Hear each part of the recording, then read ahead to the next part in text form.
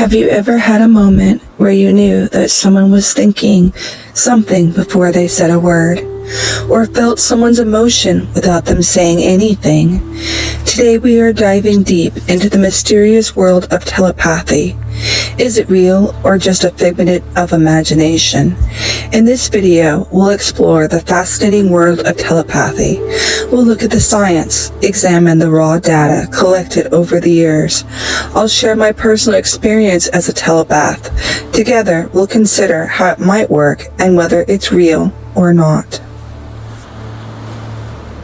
This video reflects information I found on my personal, admittedly biased experiences.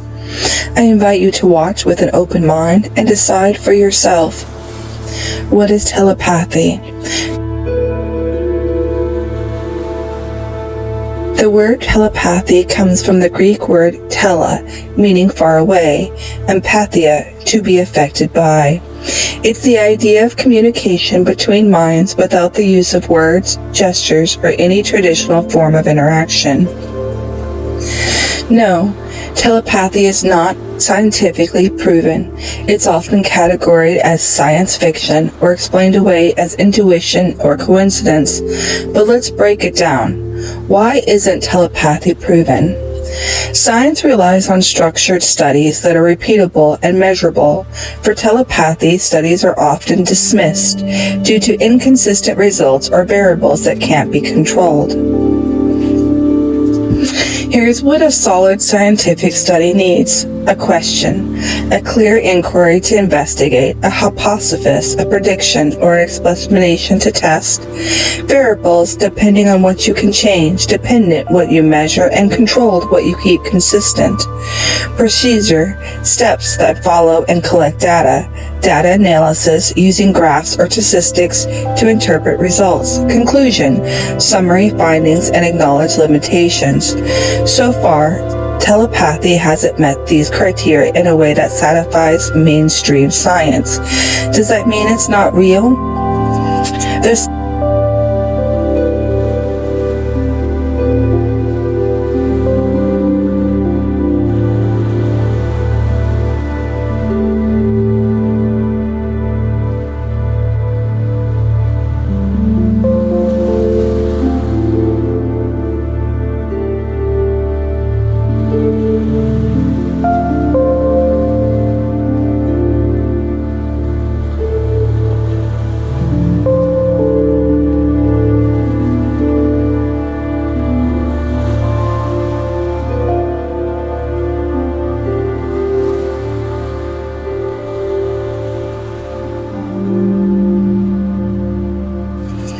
The science behind the hypothesis. Let's look at some research that might provide clues about how telepathic could work.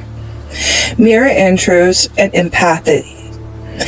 Mirror neutrons are specialized brain cells that fire both when you perform an action and when you see someone else perform it. These neutrons are believed to play a role in empathy. For example, when you see someone smile, your mirror neutrons activate, making you feel the sense of connection.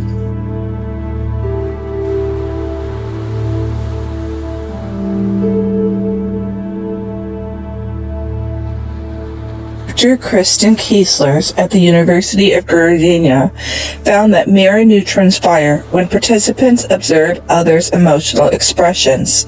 This shared neutral activity creates a kind of resonance, suggesting a mechanism for non-verbal communication.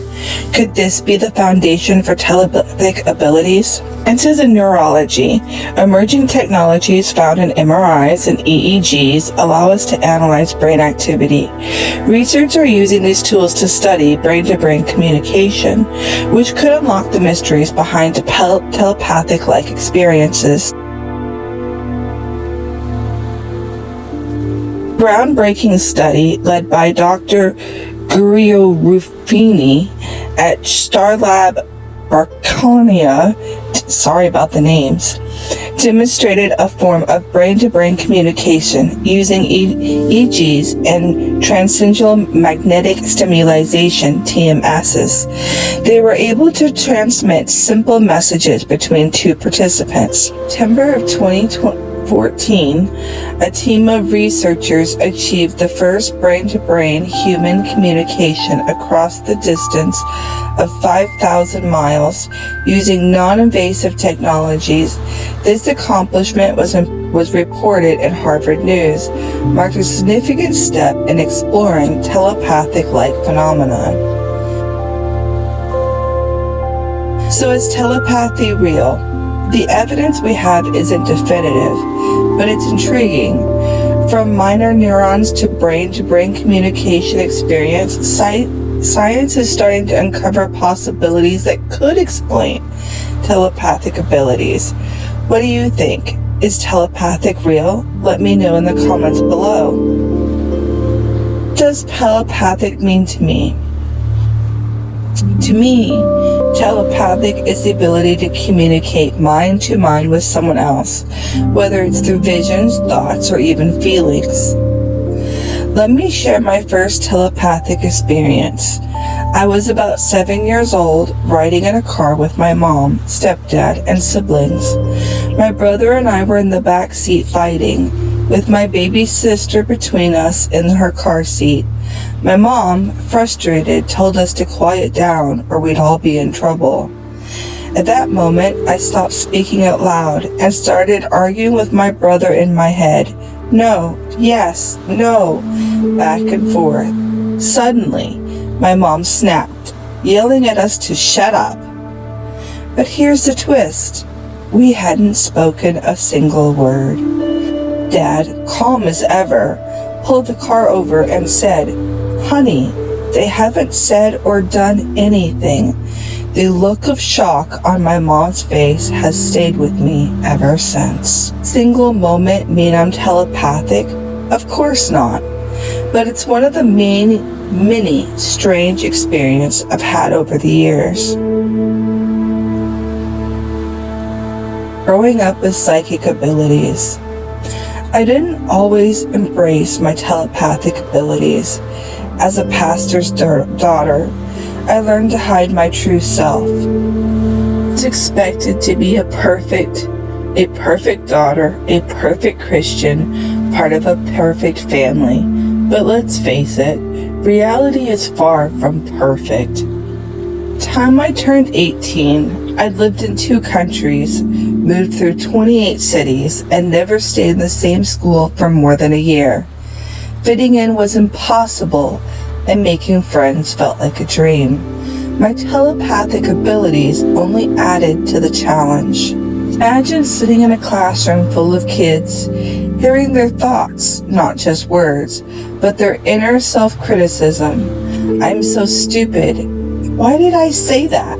I hate myself.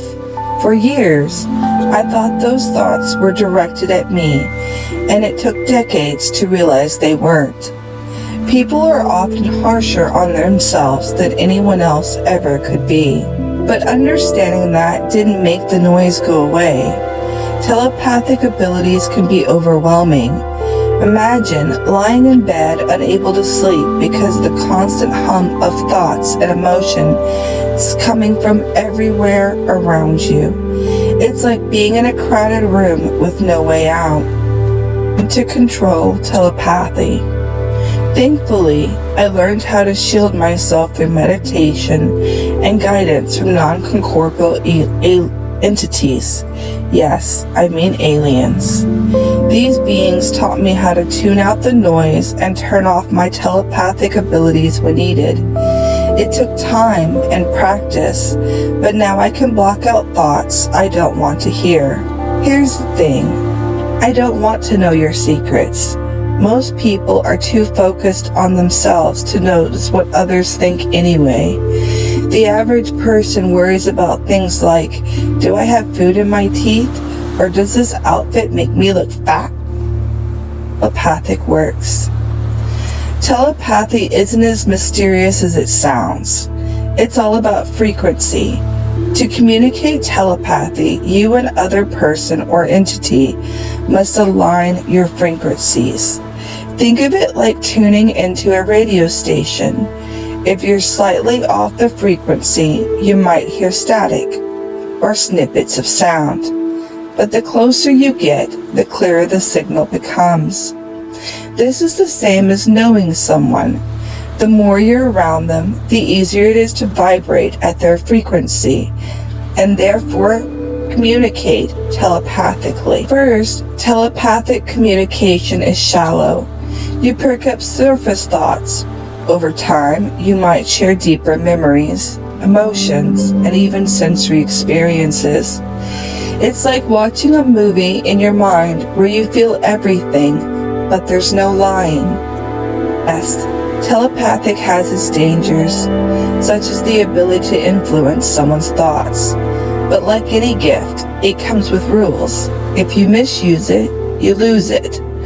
By the time someone develops strong telepathic abilities, they've often learned the importance of responsibility and ethics. Gift with a challenge. Telepathy is both a gift and a challenge. It can feel isolating, but it can also offer incredible insights into the human experience. And yes, there are ways to protect yourself from unwanted telepathic connections. But that's a story for my next video. Have you ever experienced anything telepathic? Let me know in the comments. I'd love to hear your stories.